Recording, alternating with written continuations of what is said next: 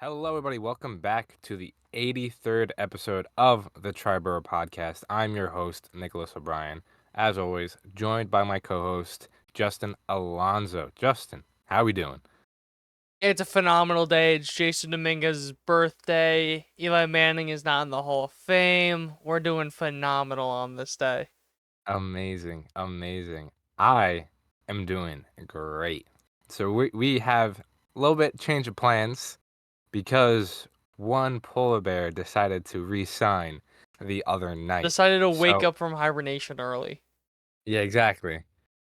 So we're going to be covering the Mets infield today, but we're also obviously going to talk about Pete coming back to the Mets.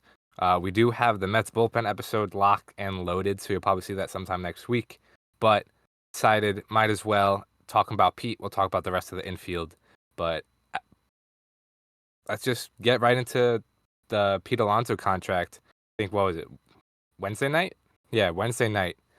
Kind of out of nowhere. Didn't really expect anything, but I had a feeling he wanted to sign before spring training really got started. I just had this gut feeling that sometime either at the end of this week or early next week, we would have finally had a decision to this whole ongoing saga. And that decision came in a 2-year, $54 million contract. Before we get into the specifics, Justin, what were your thoughts just when that contract came out? 2 years, 54 million after everything we just went through. First off, before the contract, the big thing is deadlines make deals. There was a implied deadline for camp for Pete Yeah. Alonso, and deadline was rapidly coming up. That contract number was going down. He literally got offered a 3-year deal, which kind of makes me think that that report is fake. Yeah, I've He, I've seen that a few reporters say that. that So it I don't was know. fake. No, that like he had the choice of a 3-year deal or a 2-year deal. So The like 3-year deal, 370. it was like yeah, it was like 3 I think it was like 85, but there was deferrals which brought like present day value more so like 70. But he would have made 27 million this year, while for the 2-year contract he signed, he's making 30 million. Yeah. I mean, personally, So, if I'm Pete, I probably would have gone 3 years just yeah. because of just because of security. But yeah, I don't. Dude, you fucked up, bud. He fucked An up. all-time fumble. Dude, he lost $100 million. Yeah. And $100 I'm million dollars in 5 years. yeah. Yeah, it's And how many certainly a realistically? tough So look, say he opts out.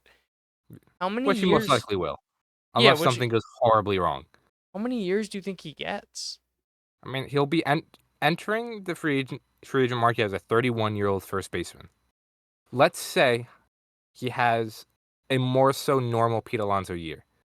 35 to 40 home runs, a 130 WRC plus, below average defense. I don't know. I mean, I remember the numerous times we've talked about it. I'm not even sure how much he's going to get like after this. I was never sure that, yeah, sure, you get your 1-year deal, your, 3-year opt out, whatever. You opt out, you're a year older. You don't know how you're going to perform this year. And unless he signs an extension, Vlad Guerrero Jr. is going to be on the free agency market as well. His only saving grace is Pete Alonso will not have the qualifying offer attached to him next year. But he's a year older. You're a first baseman. You don't provide anything else except for offense. Maybe like a 3-year deal. Maybe like a 3-year and an option for 4. Like a vesting thing. I don't Would know. that I be have a hard time seeing him he get doesn't like have the qualifying offer because he would opt out? Is that why? because he got it this year. I think you can't get it like 2 years in a row Okay. or something like Okay. that. Got you. Um. No, yeah, but that I'm thinking like if he has a really good year, a team's gonna overpay and go 4th year. Yeah, But maybe. yeah, anything more than 4 years, and I think that's all. Yeah. basically. So But look, I think the Mets kind of came out on top. I hate kind of saying that there's a winner and a loser here because is $30 million is Pete Alonso worth $30 million a year? No, not at all. This is an overpay for an essential 1 year deal. And Justin, what do I say about 1 year deals? they're always trash. Wrong. Try again. Never good. Okay. There's no such thing as a bad 1 year deal. So whatever. 30 million. He's now the highest paid first baseman currently. When you add in all the contract bullshit. Uh, so Alonso at least got that. He got that going for him, and the Mets kept the term extremely short, essentially a 1 year deal, maybe two if he for some reason just wants to stay. But yeah, so with that being said, 30 million this year in 2025. He has a player option for 2026 worth $24 million. Which again, I have a very hard time seeing him picking up that option unless something goes horribly wrong. But here we are. It's done. It's finalized. Well, it's not final. It's not official, but the saga is over. And everyone can stop talking about it. The Blue Jays miss out on another free agent. And I'm just happy it's over. I was getting sick of it. And the more time went on, the less I wanted him back due to the fact of it's getting close to spring training. And I would, we talked about it how some guys that performed worse after kind of signing mid spring training or a little right before spring training and they're not like fully ready or whatever. So we got it like a few days in advance and I'm just glad it's over. I was so tired of it. I'm sure just that. Yeah, I'm sure everybody felt like that. From Cohen to Stearns to Alonso, just finally, it's done. We can move on. But one thing I do want to point out, and I just think it's because it's really cool. This deal kind of came into fruition, I think like Tuesday night or whatever, because David Stearns, Steve Cohen, Pete Alonso, Scott Boras all met in Florida, kind of hashed things out.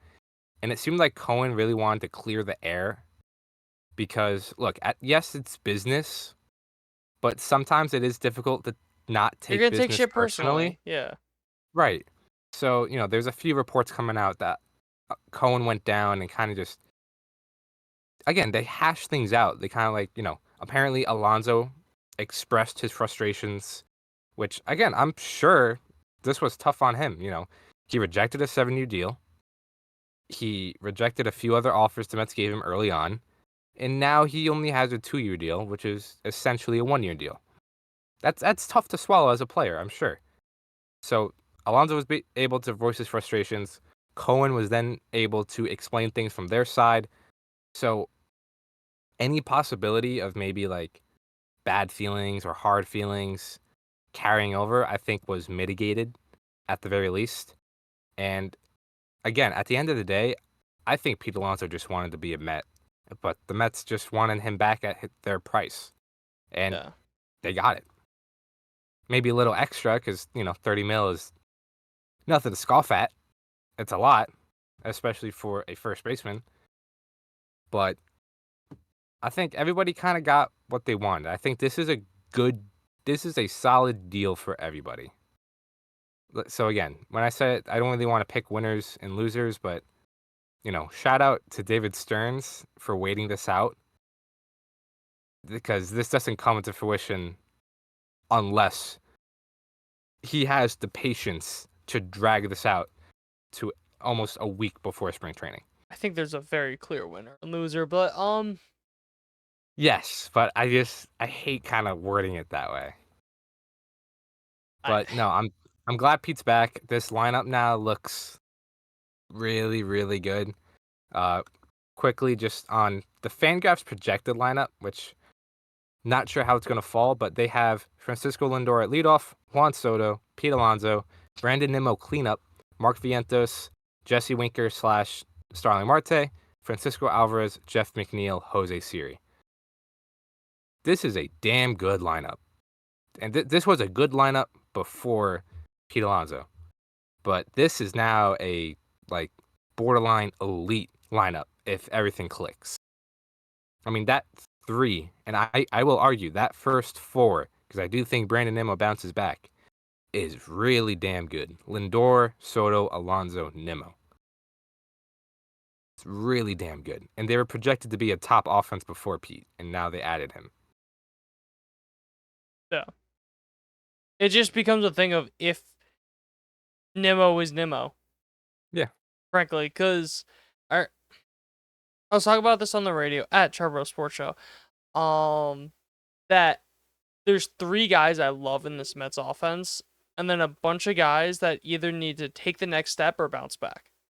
In Lindor, Soto, and Vientos. Love those guys. And even Vientos, you could kind of maybe put in both categories in the I love and also take the next step. Definitely. But Alonso, you need the bounce back. Nimmo, you need to see him being able to actually play on 2 healthy feet. What are you gonna get from the platoon at DH of Marte Winker? How's Alvarez gonna be now that he's actually healthy? So there's a lot. There is potential for this. I feel like the Mets team as a whole is like very high upside, but decently low downside. That's fair.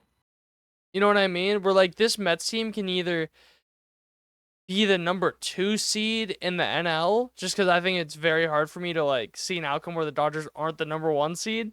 Yeah, no, I don't blame you Or there. they can like be a 500 team or Right. a tick below, just Yeah, because of how much variance I think there is within the team itself. that's fair. I think this team is definitely going to ride on its offense. I think we you'll hear it when we talk about the bullpen, but this team is going to ride on the offense, and I think it's going to lean on the bullpen a little bit. The starting rotation obviously is where things get a little tricky, which, I understand other fans and other people's perspectives on the rotation. I get it. It's not the best group name-wise, but still has a lot of potential. I think this is a rotation that can get you through the regular season, and then we'll talk again come playoffs. But definitely, this lineup looks good. This lineup has a lot of potential, but you're right. It needs people to bounce back. It needs people to take the next step, and we will talk about it. So, any last closing thoughts on the Pete Alonso saga before we just dive into the infield? I'm sure you have catcher first, but I think we should start with first baseman. Just That's fine. because we talked Okay, so much about Pete, we might as well get into you the can do actual that. predictions of Pete. Sure. So let's get into Pete Alonso here. In 2024, Pete had a 2.1 F4 season. He slashed 240, 329 on base, a 459 slug, a 122 WRC plus, and hit a career low 34 home runs. He had the lowest slug and lowest expected slug of his career, the lowest home runs of his career, and the lowest expected weighted on base average of his career. So yeah, with that all that being presented, it was not a good year for Pete Alonso. I mean, it was an above average year, obviously. A 122 WRC plus is not something they can just kind of pick up off the side of the street, but it's not what we've come to expect when it comes to Pete Alonso. Definitely back-to-back down years between 2023 and 2024. And I think if he had better numbers in clutch situations or like runners in scoring position, men on base, I think this is a different conversation because we'll get into that really quick. With men on base and runners in scoring position, he had the lowest weighted runs created plus of his career, the second highest K rate of his career, lowest amount of home runs, and the lowest average. Obviously, I'm not the biggest average person, but still, when you're talking about, men on base, runners in scoring position, you want to put the ball in play at very least, or at least move guys over. He had the lowest average of his career. So he was doing none of that, essentially. Again, I think if Pete Alonso had better numbers with guys on base, I think this is a totally different conversation. But I think it was just so far from what we've become used to with Pete Alonso, especially as your cleanup hitter, that it made things seem worse than it was. Because again, 122, I mean, 22% above average in baseball, but the numbers with guys on base were just dreadful for Pete Alonso. Yeah, and that's what you need, especially when he's a guy hitting cleanup. And like you said, average, whatever. But when you have to put the ball in play to score those runs, you have to get the hit to score those runs, then Right. it's a little different. So Yeah, and as a cleanup hitter, you get opportunities for RBIs and all that. He had the lowest amount of RBIs in his career. Like, again, RBIs aren't the end all be all, but when you're the cleanup hitter, when you have guys on base in front of you, they're pretty because you damn do, important. pretty damn important. You got to cash those guys in, and he didn't. And we talked about it the entire season. He just never got better with guys on base. And I said it a few times, he needed to be taken off the cleanup spot. They need to move him somewhere else in the order because it just wasn't working. But we'll get into some more of the bad before we get into some of the good. When we look at his batted ball data, he had the highest ground ball percentage of his career, the lowest fly ball percentage, the lowest pull fly ball percentage. Guess what the two highest years of his pulled fly ball percentage were? 19 and 22. Correct, which were arguably his best years. He had the highest pulled fly ball rate of his career in those 2 years. He had the lowest this year. Coincidence? I Maybe a think little. so. No, Maybe I sad. don't think it's a coincidence. Neither do I. I think it's obvious, and we've seen this across baseball. Teams and players are now noticing that pulling the fly ball is one of the best outcomes of a batted ball. Not one of the They best. had It is the it. best You know what? outcome. Yeah, it is the best outcome. You look at year by year, you sort it by weighted runs created plus. A pulled fly ball has the highest weighted runs created plus out of any type of batted ball. And of course, ground balls have the lowest. Pete Alonso is a home run hitter. He's a slugger. He's not gap to gap. He's not a singles machine. He needs to hit home runs. Having the lowest fly ball percentage of your career as a home run hitter is not going to do you any justice. You could live with Jeff McNeil having that, but you cannot live with Pete Alonso having that. That's just unacceptable. Absolutely not. Yeah, exactly. Excuse me. But another, wow, excuse me again. But another, I guess, caveat, whatever, is when it comes to breaking stuff, Pete Alonso got beat pretty hard. He's been pretty good throughout his career hitting breaking pitches, but in 2024, he had some of the worst numbers against breaking stuff of his career. If we just go 2019, we'll just go by slugging percentage, just for the hell of it. 2019, 425. 2020, 391. 2021, 540. 2022, 520. 2024, 491. 2020, I mean, that was 23. 2024, 294 slugging percentage. By far the worst in his career. And we'll also, if we look at expected weighted on base average from 2019 to 2024, 322, 287, 338, 355, 339, 262. He got beat by the breaking stuff. And I mean, you watch Pete Alonso, and his issue has always been a low and away slider. I don't remember him not what's it called?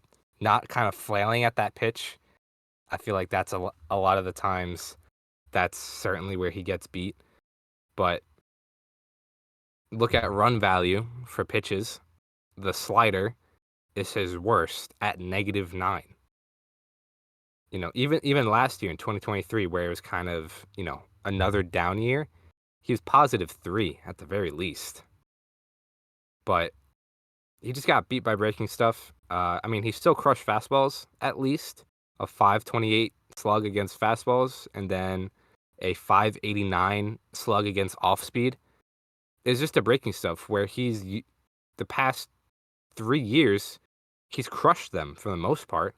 And then all of a sudden, he just completely it just bottoms out. And he struggled immensely against breaking stuff. And that's something that can be exploited super easily. Pitchers notice that, and that's the only thing you're going to see. I So don't that's a have lot of all the the bad. I don't have all the information, but one thing it could be is he was just selling out for the fastball. Because let me Maybe. something else I want to look at. No, that's about the same. That actually got better. Never mind. I was gonna say I'd be worried if he is selling out about the fastball and like not Mhm. able to hit the off speed because that's one of like the biggest telling signs for guys aging, especially like those big power guys.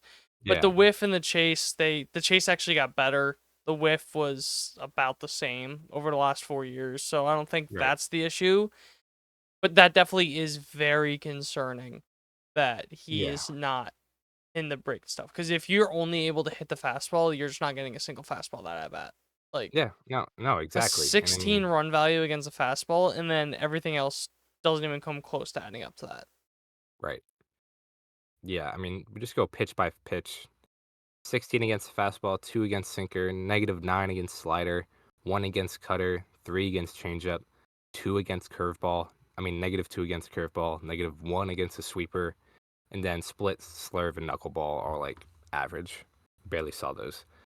But yeah, he got beat, and that's really all it is at the end of the day. So that is a lot of the bad.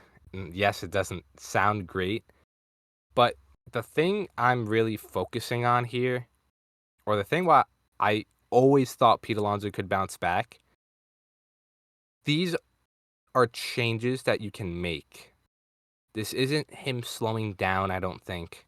I I think don't think these so. are approach changes, just mental changes. Because I truly think a lot of 2024 was just a mental battle between, the walk year.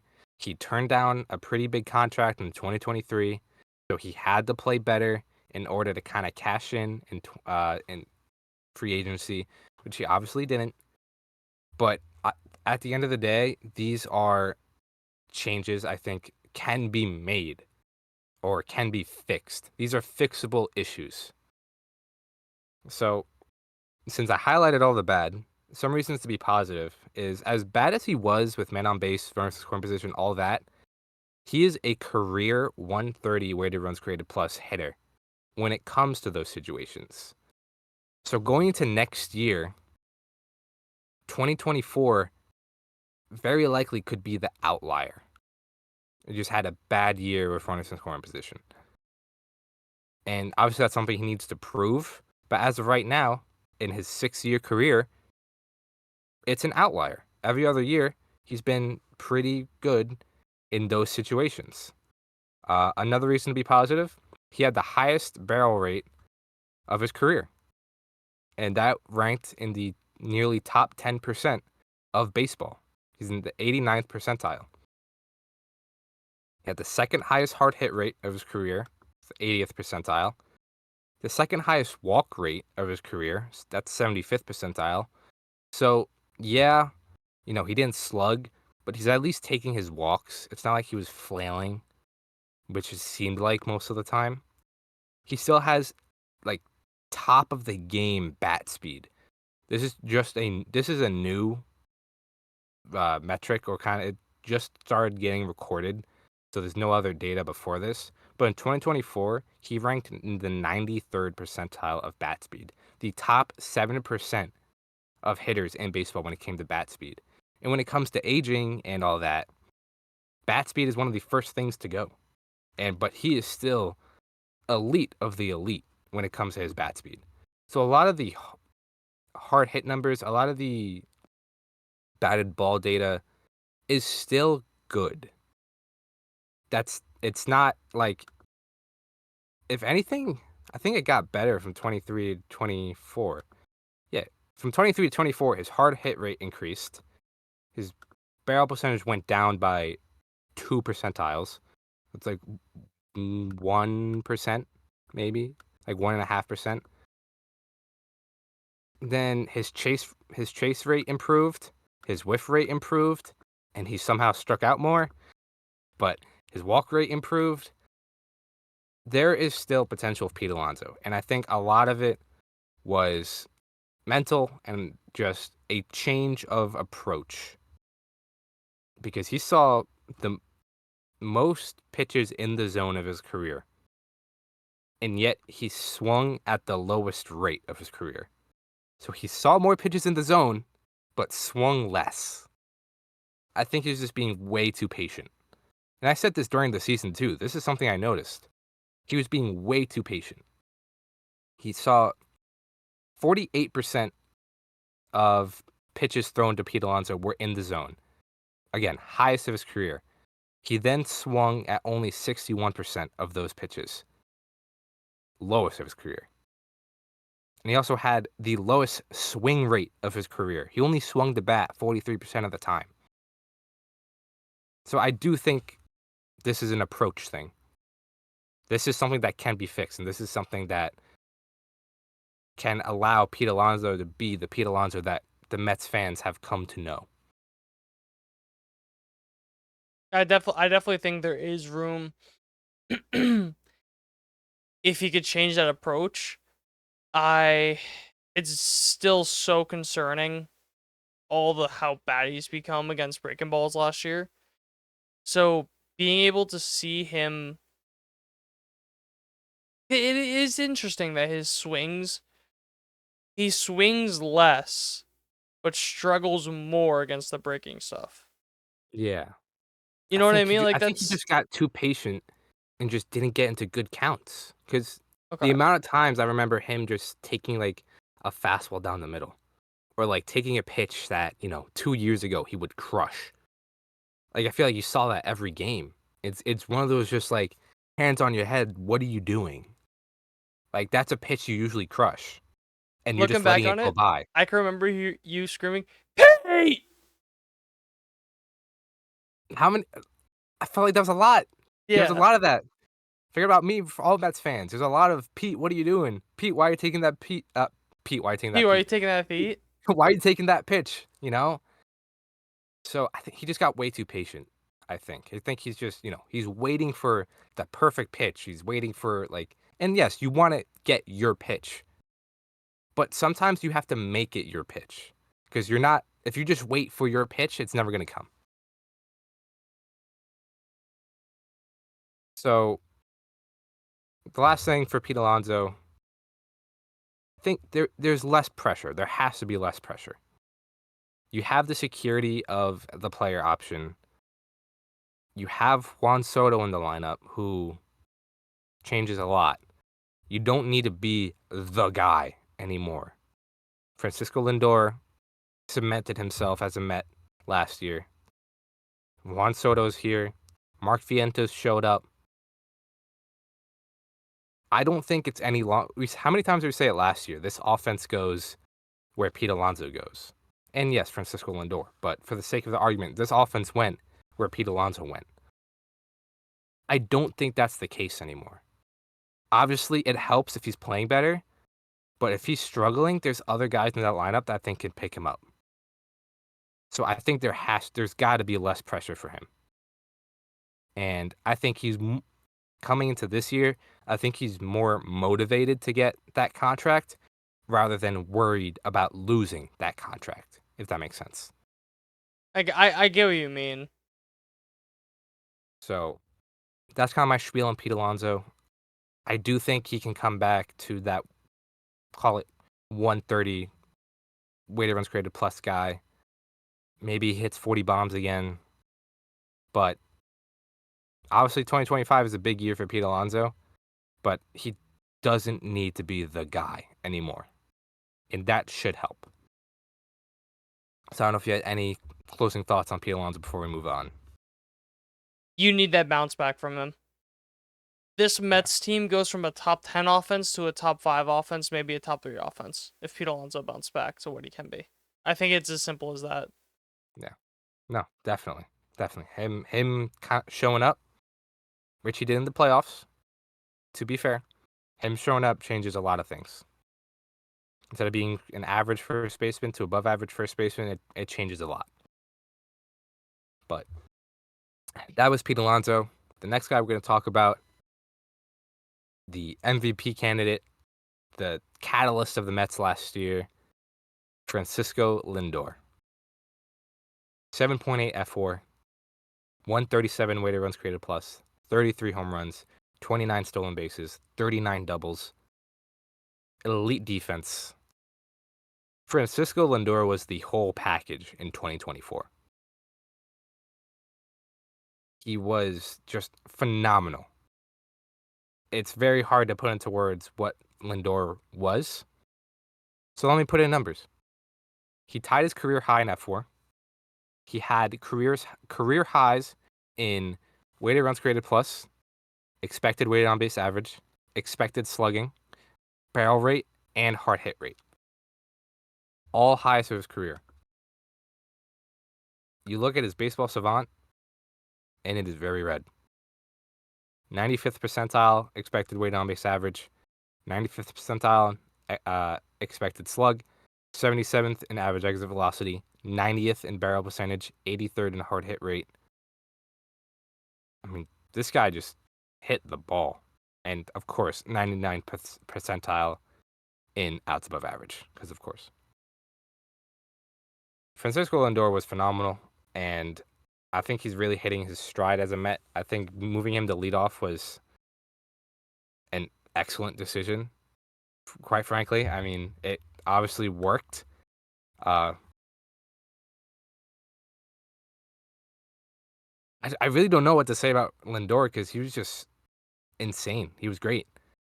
Um, he improved in a lot of the batted ball metrics. He crushed everything, crushed fastballs. He hit breaking stuff. He was solid against off speed. You know, he did not have a singular negative run value on any type of pitch last year. I mean, this guy was just a monster. And there's no wonder he, finished second in MVP. Would have won it if Ohtani didn't be Ohtani. But yeah, Francisco Lindor was great. I mean, some of the changes he made, he had the second lowest ground ball percentage of his career. He tied for his highest fly ball percentage, and he had the second highest fly ball hard hit rate of his career. So when he hit fly balls, they were hit hard. And that's why he hit those 33 home runs. You know. It's very difficult to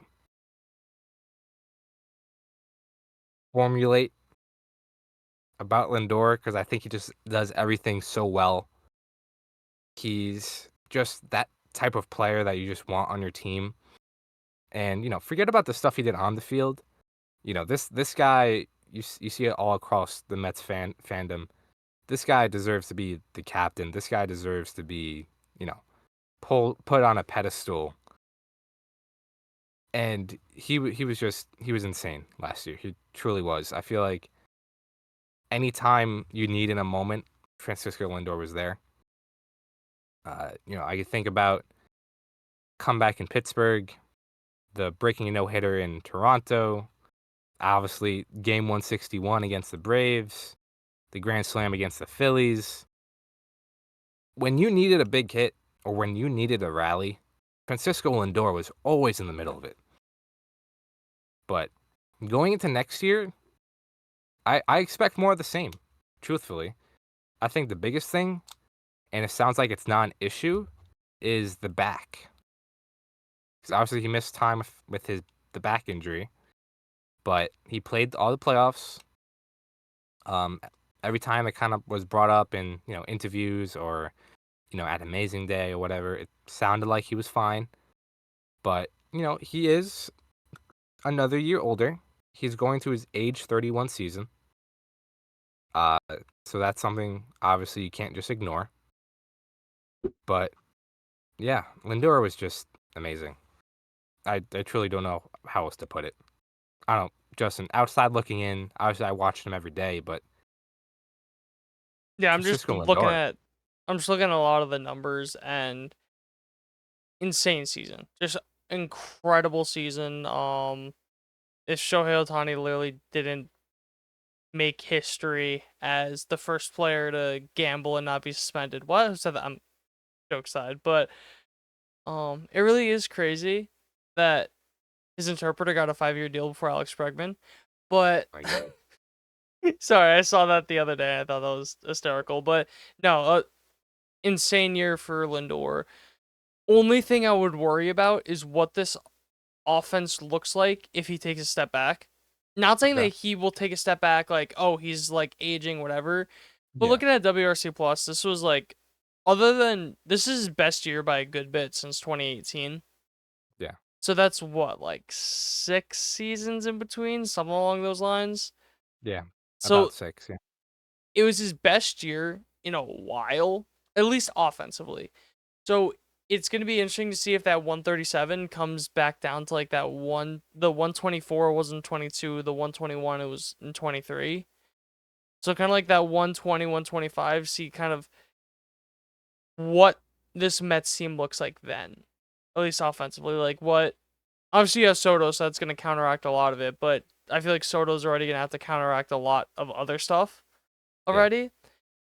So it's going to be very interesting to see how he looks going into the season if he can sustain it. Not saying he can't, but he had 1 year where he was a 130 or higher WRC plus guy before Yeah. this year. So Yeah. I mean, it's gonna be very no, go interesting. finish your thought. Yeah. I think as a shortstop, I mean, how many times do you see a shortstop near like a 140 WRC plus? That's fair. Like That's very fair. that's right. That's elite, elite. Like just because we're talking about it, I'm gonna pull it up. I think Bobby Witt probably did it. Yeah, Bobby Witt was Gunner, once. Yeah, Bobby Witt was just insane. 168. Gunner was at 155, and then Lindor at 137. So there are two other shortstops that were kind of in that no, range. no, no. There's another one. You're forgetting about another big one. Am I? That You, currently playing. yes, he wasn't qualified, but yes, Who wasn't qualified? he shouldn't be. I'd be shocked if he was qualified. Carlos Correa. Oh, Correa. Yeah, Yeah, duh. he had Yeah, 155 in 86 games. yeah. When Correa's healthy, yeah, he's another one of those guys. Fair enough. Fair enough. But besides those group of guys, Seager had a 140 in 123 games. also forgot about Seager. Seager had a 4.5 WAR season. Not know that, Yeah, he's insane. but But yeah, I good derailed point. the argument. Sorry, Yeah. not a No, good but no, fair conversation. enough. So you got Bobby Witt, Gunnar Henderson, Corey Seager, and Carlos Correa. Anthony Volpe.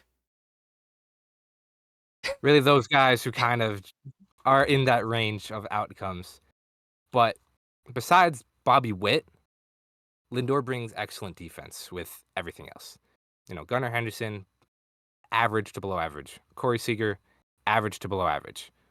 Carlos Correa as well. He brings good elite defense Carlos as Correa well. is a platinum glove defender Yeah. level.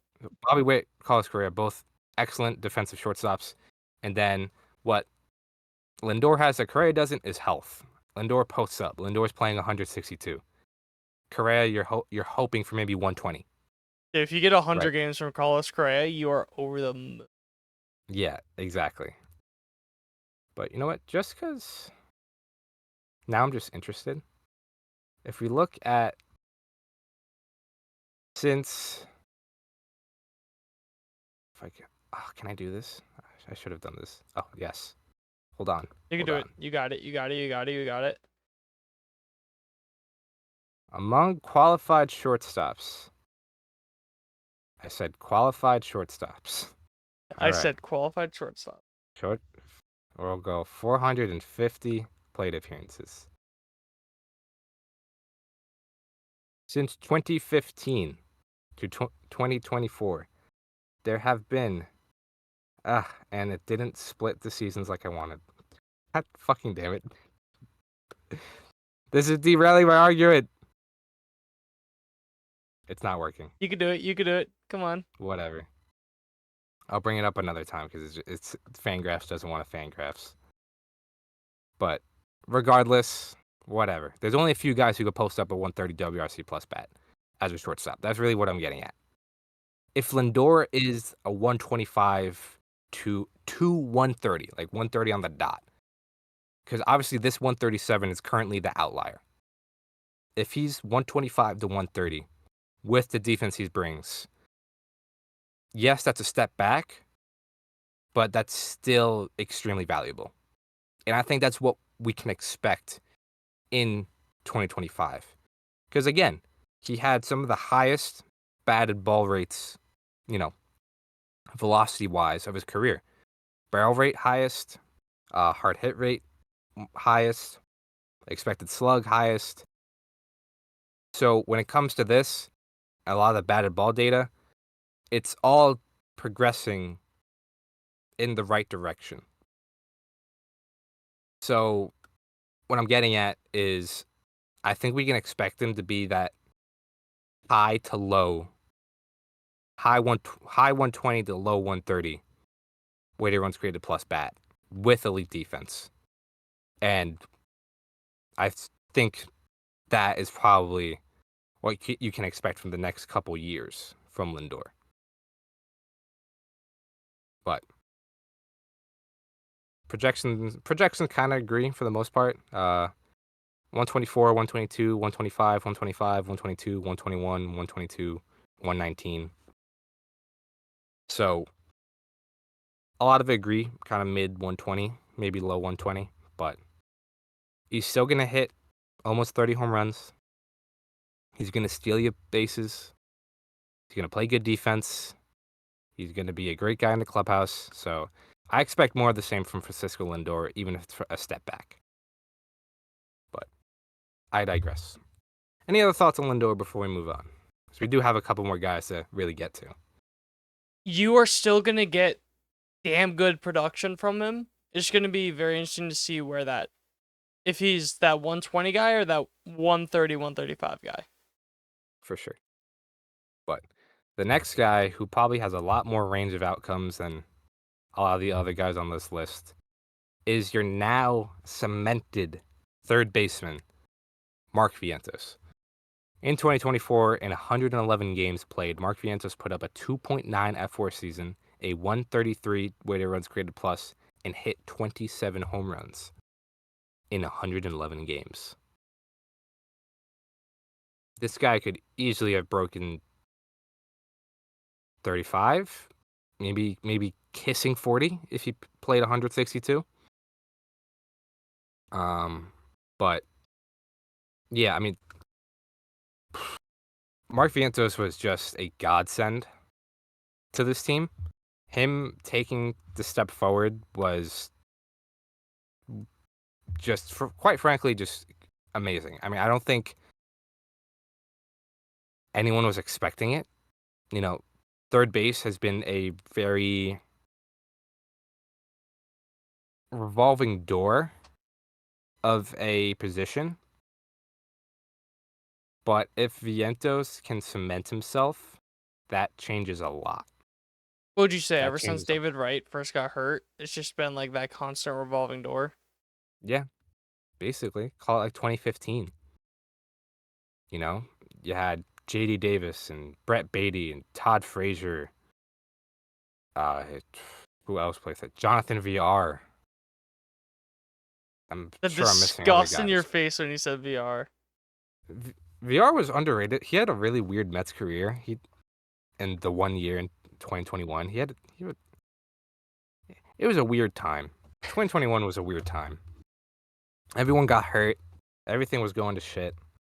Whatever. But yeah, ever since David Wright started really missing a lot of time due to his back injury, it's just been a revolving door of platoon players, bench guys, borderline replacement level players. So Mark Vientos coming in, having this season, and being able to go into spring training in 2025 with a third baseman in mind kind of cemented has been. I forgot about Eduardo Escobar. I forgot about him too. I loved him. Sorry. But yeah, this hasn't been a thing for a while. And when it comes to Mark Vientos, he hits the fuck out of the ball. The absolute piss out of the ball. He is 80th percentile or above in expected slug, average exit velocity, barrel percentage, and hard hit rate. And when it comes to barrel percentage, he's in the 92nd percentile, the top 8% of baseball. Mark Vientos is that dude. And he obviously had an excellent postseason and an excellent regular season. I will also add he is in the top 10% of expected weighted on base on contact. So when he makes contact with the ball, he's in the top 10% of expected weighted on base. Now, when I say when he makes contact, it's because there is a ton of swing and miss in his game. You look at his baseball savant, the top half is red, the bottom half is gray to blue. Mark Vientos, there's a pretty wide array of bad when it comes to Mark Vientos. He struck out 29.7% of the time, which is the 8th percentile, bottom 8% of baseball. He only walked 7.3% of the time, which is below average. He's the 24th percentile in chase, the 4th percentile in whiff, and he struggles against breaking stuff pretty heavily. You look at, he crushes the fastball. I'll give him that much.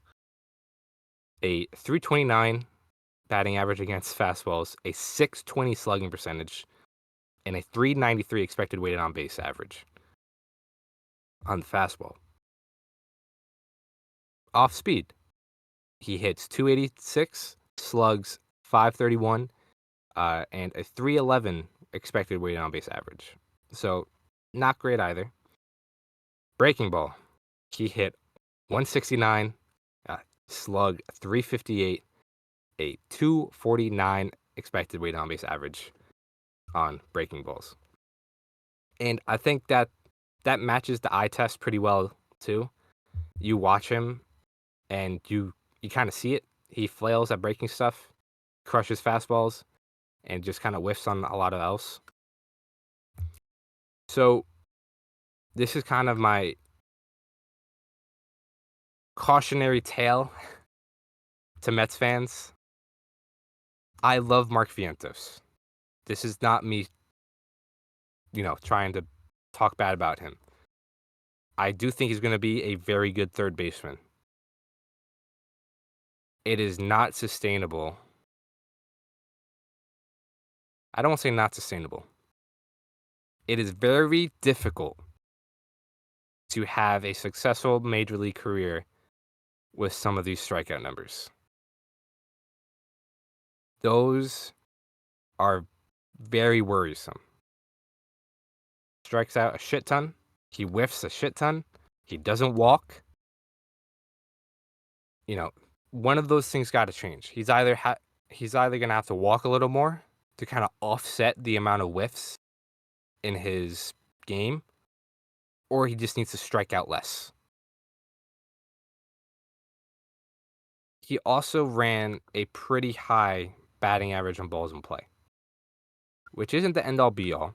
And there's not enough of his sample size of work to see if that was an outlier or anything. But a 324 BABIP is pretty damn high. So is he going to be that 133 WRC plus guy next year? Unless he makes changes, I don't think so. I think we're looking more at a 120 to 125 which is still amazing. Don't get me wrong. But I've seen a lot of Mets fans hyping him up, as you should, but he's not going to be this unstoppable force out of nowhere. Justin, any thoughts on that? That's the thing. You got to get better with that off speed.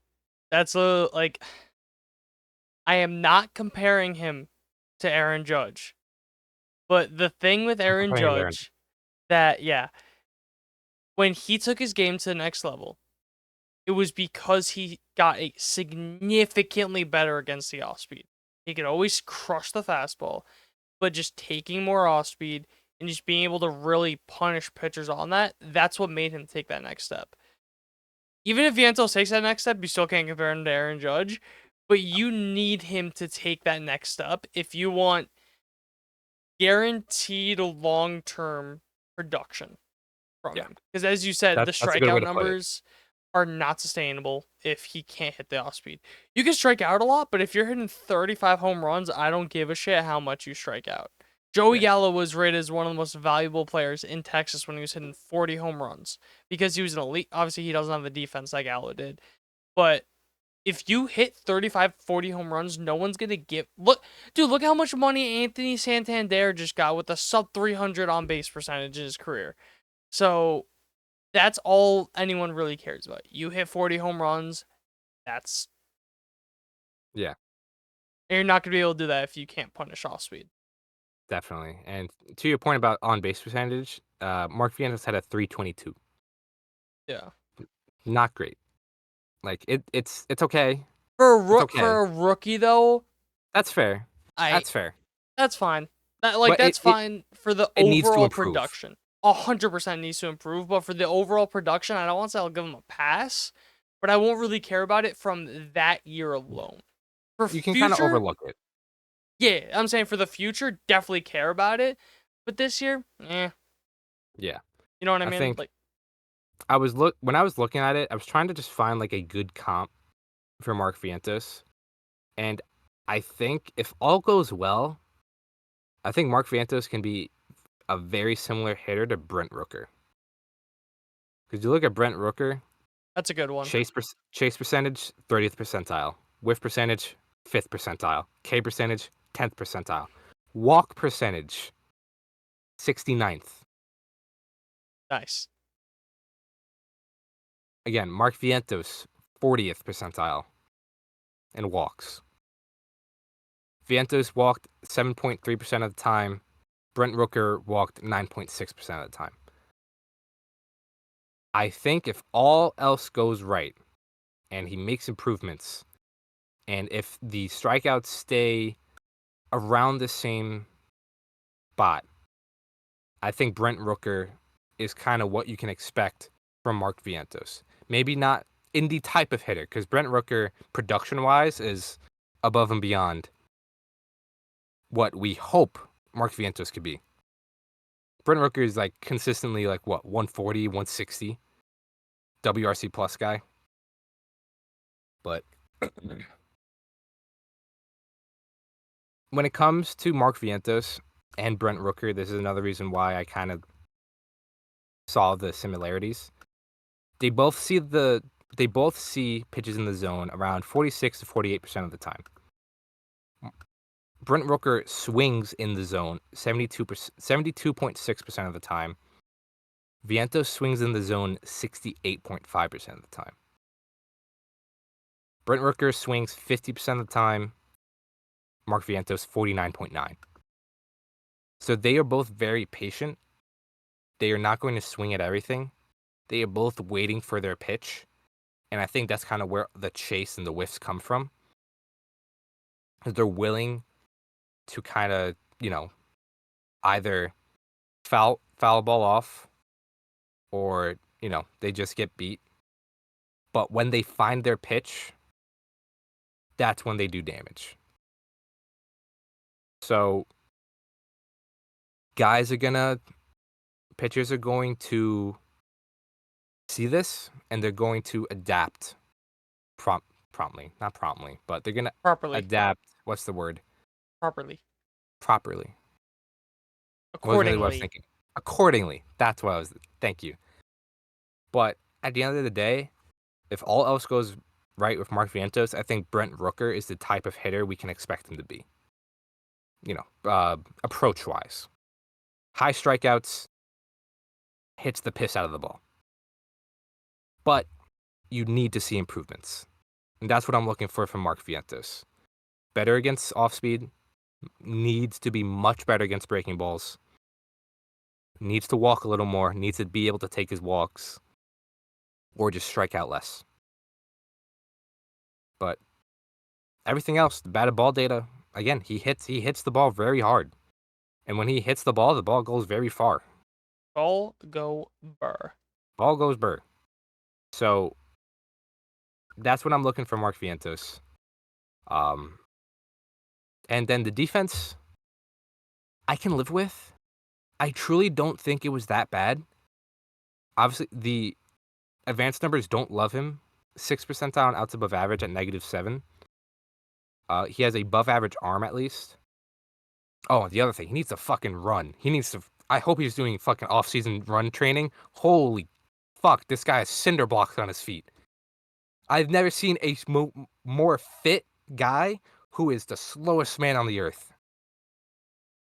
The amount of times, like, there was a dribbler above, like, down the third base line, I'm like, oh, okay, he'll beat that.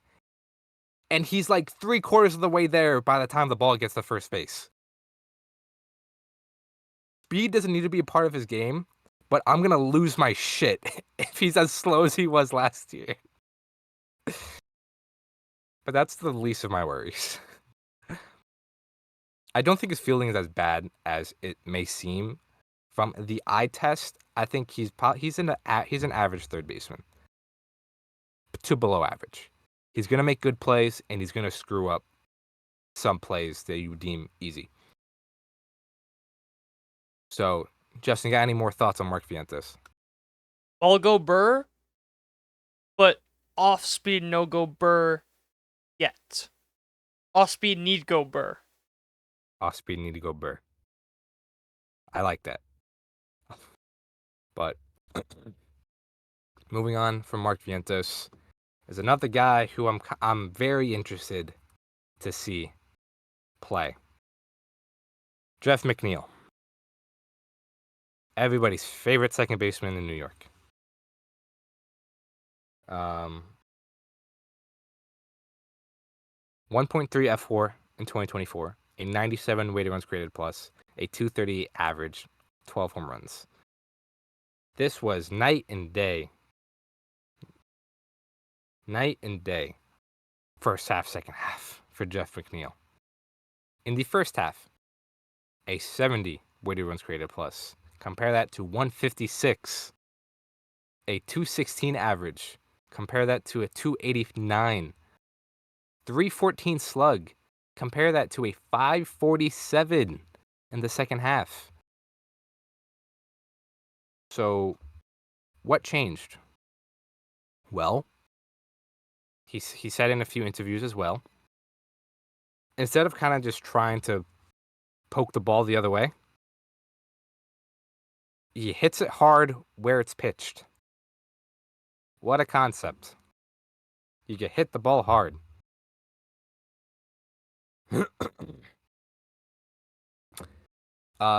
From first half to second half, this is what kind of changed in the grand scheme of things. He pulled the ball more. That increased by 14%. He hit the ball harder, 33.3% of the time, which was a 4% increase. He hit more line drives. That was up 2.5%. Less ground balls, a decrease of 4%, and more fly balls, a You cut out. decrease. You said more fly balls? More fly balls, which is a 3% increase from the first half. These are tangible changes. These are conscious changes to his approach, which is why I'm not one of the people screaming for Luis Angel Acuna to get the starting job, which we'll talk about him a little bit as well. Jeff McNeil made conscious changes to his approach, to how he swings the bat, to the batted ball change as well. He hit the ball harder, and we saw it in the second half. He was one of the best hitters on the Mets before he got hurt and broke his wrist. He's not going to be a 156 WRC plus guy. Not a chance. But I think if he is, and I think he can be, a 110 WRC plus guy, and he hits you, what, 15, 18 home runs? He hit 12 last year. In how many? That doesn't tell me games. He hit 12 last year in an amount of games I will tell you right now, in 129 games. In 2023, he hit 10 in 156. So if this approach change it sustains, if this is sustainable, and if he continues to make this change and continue this change, because he's a guy I can't really trust to continue to keep this change. He's a guy that usually reverts back to what he was.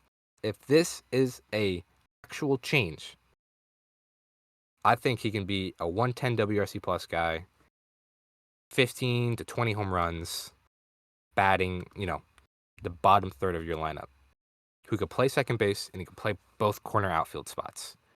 He doesn't strike out. He puts the ball in play. I do think Jeff McNeil is still valuable to this Mets team. Justin, what do you think? If he could be an above average MLB bat, you have a very good player in him. And say that you call up Acuna, he lights the world on fire. The good thing about McNeil is he has some pretty solid versatility. So if you need him to play in the outfield because someone goes down, he can play in the outfield. Has he ever played third base? They Well, did try him at third base, Acuna and he was could really bad. Acuna could go to third, right? Yeah, I think they've been giving him reps there, or like So they've something been happens to Vientos, or you want to DH Vientos, or you want to DH Alonso, put Vientos at first for whatever reason, whatever. You have flexibility with him and Acuna, which I think is very valuable and something that's not really being talked about that much. Yeah, that's fair. Because at the very least, I do think Acuna can provide good defense. I'm not sold on the bat. I'll tell you that much. But In the fact that he was ranked as a better player than Austin Wells in the under 25 ranking, I which don't is understand that. He played like 10 games. Austin But Wells was a Rookie of the Year finalist, but yeah, whatever. all good, no worries. At the end of the day, McNeil made changes that are real, that that improved his production. And as long as those things continue, I think he's a very important part to this team. And even if, I said 110, if he's like 105, if he is just above average, like you said, Justin, if he is just above average, that does wonders for the bottom of the lineup. If he can turn the lineup over, that's all I'm asking for. If he's, 100 to 105, that's all I'm asking for. Because he's been very inconsistent, obviously. We all know that. And his job is on the line, for lack of a better term or saying. You have Acuna. You have Jet Williams in the minors as well. You have guys to replace Jeff McNeil. I'm not the biggest Ronnie Mauricio guy, but Ronnie Mauricio's back. See how he comes off the ACL, but he's back. There are 3 guys you can replace Jeff McNeil with. Are they going to be better than him instantly? Who knows? But he can be replaced. So that has to be something as well. So that's really all I had on Jeff McNeil. He needs to keep these changes because they obviously worked for him. As long as those changes are true and they continue to be true, then I think he's going to be a very important piece, the bottom third of that lineup. Now, we'll talk about your favorite player, Justin, because I know you've been waiting for him. Francisco Alvarez had a very up and down season. He only played 100 games, still put up nearly 2 F4. He was above average, 102 WRC plus with 11 home runs. Obviously, the home runs were lacking and definitely not what you wanted to see or wanted to really, not what you were hoping for. But technically, he did improve from 2023. He was a 97 WRC plus in 2023. He was a 102 in 2024. So there is some improvement there. And his defense was really solid. He was worth 2 fielding run value. He was in 88th percentile in framing runs, 83rd in pop time, but he does need work in blocking. He's in the 2nd percentile in blocks, and then it was 52nd in caught stealing. But also 100 games is a pretty small sample size, all things considered. So I do think there's definitely going to be improvement there. But he had such an up and down season. I mean, you look at his monthly splits. March and April, 86 WRC plus. He missed all of May with the torn ligament in his thumb. Came back in June for a few games, 209 WRC plus. July, 66. August, 29. And then finished strong in September, October with a 150 WRC plus. So just night and day. I mean, In the playoffs, you saw that too, where he was really bad up until the last couple of games. What was it, yeah, like last 2 games? I'll call it Or was like it the the last last 2. game? Yeah, Last 2? I'd Okay. say like the last 2. He was pretty vocal about, confidence or kind of lack thereof and struggling in the major leagues. But look, this guy's only 23. And you look at his minor league career, he has never struggled. Ever. Let me just get rid of this. 2019, a 155 WRC plus in rookie ball.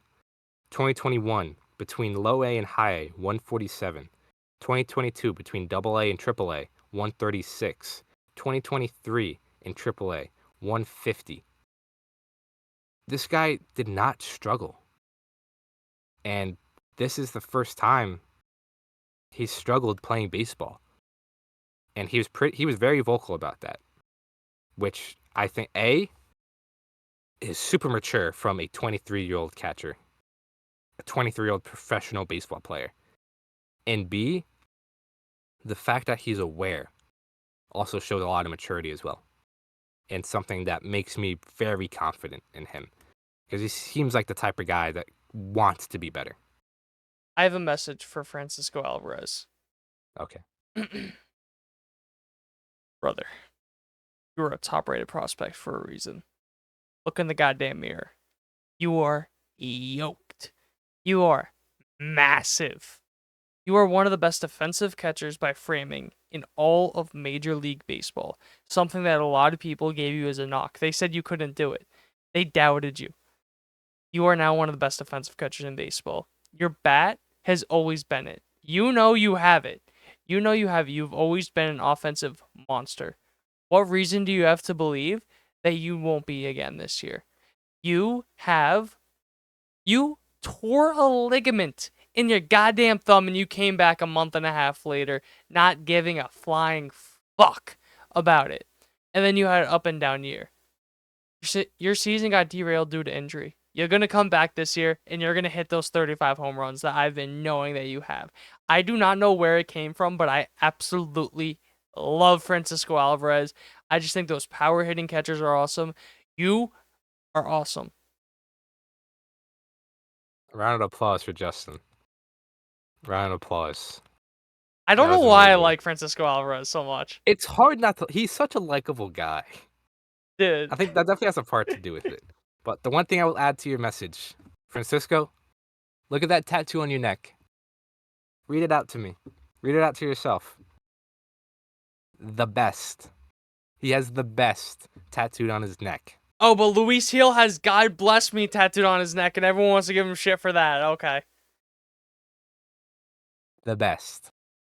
Read it. Remember it. You can be the best catcher in baseball. But diving into some more numbers, in September, October, with his strong finish, he hit less ground balls. He hit more fly balls. He pulled more. He went less oppo. and his hard hit rate increased. A very strong finish with some pretty well thought out changes with the batted ball data. I feel like this is a lot of the Mets team. After I looked at this, he mashes fastballs. He's solid against off speed. He needs work against the breaking ball. Him and Mark Vientos.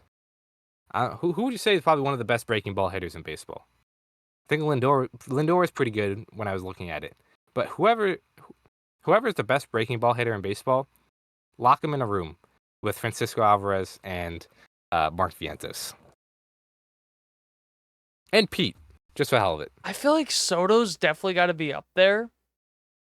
Maybe not. He may not have the best numbers, but I feel like part of it is he doesn't have bad numbers against them. Because he'll just take them. Like, you're not getting him to chase on breaking balls. I think that's more what it is than... But he definitely does have great numbers against breaking balls. I'm just going to look real quick. Because he also... people forget, he is also a bad ball hitter. A ball could be in a very uncomfortable spot in the zone, and he will still hit it for a home run. Yeah. So... Definitely. But regardless, he needs work there. And he's also... I'm now calling the most patient, aggressive player. He only swings 46% of the time. He swings at the first pitch 37% of the time.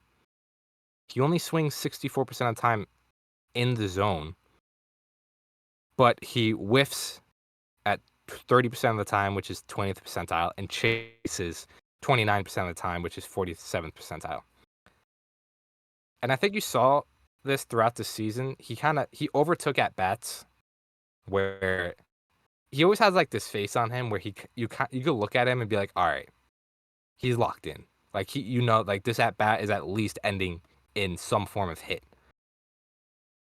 But he's patient until he's not. He's very, again, the most patient, aggressive hitter. But I am looking forward to a fully healthy year from Francisco Alvarez. He has got beat up. He tore a ligament in his thumb. He's been inconsistent. But I am very much looking forward to finally just having a full season of Francisco Alvarez. He's healthy. He's playing nearly every day. Maybe he hits 30 home runs. But that's my biggest thing for Francisco Alvarez. I just want to see a full season. No stops. Hopefully no injuries. From the end of March to the beginning of October. I just need to see, 130 games worth. Maybe 140. I don't know how much they're going to DH or whatever. But any more thoughts on Francisco Alvarez before we kind of hit on a couple other guys? Timothy. Cisco Alvarez. Please be good. I would also like that. Then we're getting to more bench players after that. Luis Torrens, backup catcher, 0.8 F4 and 90 WRC plus. He hits the ball very hard. He is a very good backup catcher. I'm a fan of Luis Torrens as a backup catcher. Thank you, Yankees, for giving him up for cash. I'm sure Yankees would love him right now instead of Alex Jackson. I am not worried whatsoever, but we will get to that in the Yankees episode. Whenever they sign an infielder. But the batted ball stuff is pretty solid. Above average hard hit rate. Little below average barrel rate. Above average launch angle sweet spot. He doesn't really chase. He whiffs at above average rate. Strikes out an average amount of times. And he's just a really good defender, which is obviously when you're talking about backup catcher, that's kind of really all you can ask for. He's not great at blocking. Alex Jackson. 14th percentile on blocks above average. 94th percentile on caught stealing above average. 94th percentile on pop time. And about average in framing. So, really good. Big fan, and he's gonna play like 30, 40 games or whatever. And then the last spot on this Mets roster is a utility infielder, I would assume. The Mets did sign Nick Madrigal to a split contract. He's very similar to Jose Iglesias, and I will mention him in a second. Nick Madrigal doesn't strike out, puts the ball in play, doesn't really hit the ball hard, kind of plays all over the diamond. Utility infielder. Jose Iglesias, I'll just mention really quickly. Apparently, the Mets did offer him a contract. They offered him a 1-year deal. He did decline it, and I think that was before they signed Nick Madrigal. So it seems like Nick Madrigal is probably the end of Jose Iglesias. I also have a hard time kind of fitting him in to this team because the other thing with Jose Iglesias that now that people talk about, like, if you sign him, great. What if he's bad? What if you need to cut Jose Iglesias? Like, that would suck. I don't think a lot of people would be happy about that. You know what I mean? Like, what if he's that bad you need to cut him? That would sour things a little. You know? So, I never thought he was going to come back. I think he's just a one and done, just Met legend. We'll talk about him years from now, but I think he had his time in New York. But if they bring him back, I'll welcome him back. Now, Fangraphs has Luis Angel Acuna as the projected utility infielder, and I hate it. I've been pretty vocal about the fact that I really do not like rookies being bench players. Unless they're playing every day in the majors, they should be playing every day in the minors. I think that's that. Like, I really do not want a rookie as a utility bench guy. Luis Angel Acuna also, yes, he had a great week in the majors, but you cannot ignore the rest of the body of work, which is a 69 weighted runs created plus in AAA, which is a very high run environment. His on-base percentage was below 300. He needs more time. I'm not ready to hand him the keys to second base. Even if he has a good spring training, I want Luis Angel Acuna in AAA. And if he lights it on fire, great. Then you bring him up. I am not ready to bring up Luis Angel Acuna. That's another reason why I'm banking on Jeff McNeil continuing those changes. And if McNeil doesn't, adios McNeil, up comes Acuna. Right. I think it's as simple as that. So, Luis Angel Acuna, I hope, starts in AAA. Yes, he played really well in 14 games, in 40 plate appearances. Like, I'm sorry, that's not enough for me to be like, all right, go ahead. You're the starting second baseman. No. Not ready for that. But some other guys, Brett Beatty, if he's the utility infielder, sure. Those are the type of guys I'm okay giving a utility spot. It's a stretch to call Beatty utility also. But he's been asked to play third, he's been asked to play second, he's been asked to play first. But the biggest thing is you need a backup shortstop, so I'm not sure how well Brett Beatty fits that mold. Those are the guys I'm okay giving a bench spot because he's had his chances. He's had 3 separate attempts to take the third base job, and unfortunately, he's just never owned up to it. And then the last 2 guys, Ronnie Mauricio, who should not touch the major leagues this year unless he is above and beyond just completely shitting on AAA pitching. This guy is coming off an ACL injury. ACL. That's nothing to scoff at. And his 26 games and his 100 plate appearances in 2023, where he had a 79 WRC plus, is not indicative of success in the major leagues. I feel like there's some like revisionist history going on here with Mauricio, because there's a lot of Mets fans that are like, "Oh yeah, bring him up. He could start. He could start at third. He could start at second." He was not good in the majors. I'm sorry, he wasn't. And he was in a like above and beyond average bat in the minors once. He had a 124 WRC plus in 8 games in AA in 2021. Every other year, 104 in 2022, 108 in 2023. He is a slightly above average bat in the minors. He is not ready for the major leagues. He is coming off a huge injury. He should not be touching the major leagues. He needs a full year in AAA before we even start to have this conversation. Do you know what his career high in on base was in the minors for a full season?